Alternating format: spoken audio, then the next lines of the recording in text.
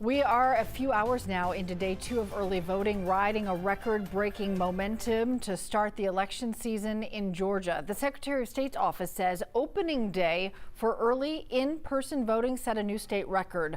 More than 305,000 people cast their ballot Tuesday, more than 2 times the number in the past 2 election cycles. Secretary of State Chief Operating Officer Gabe Sterling says in 2022, about 134,000 people cast their ballot on that day 1 of early voting. On that same day in 2020, it was 135,000 people. We have team coverage for you on the election day, day 2 of early voting here. Ariana Manise with the 11 Live political team covering a new development in the way Georgia ballots will be counted on election night. We begin with Karis Belger in Cobb County, though, where the second highest number of voters were recorded on that day 1. Karis?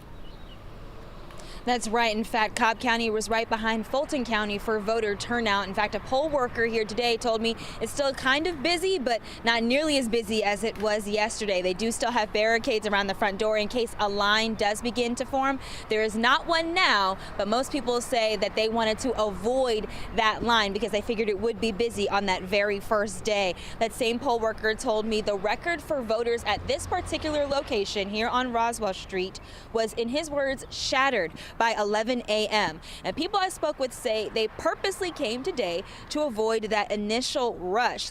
But they also say they didn't want to risk waiting until Election Day in case a crowd formed on November 5th. I'm on vacation. Today I have off, so I came for that, because I had the time. But I also wanted to beat the crowds, and I wanted to definitely vote in person and not by mail because of the post office having a lot of issues. So it just felt better to vote in person.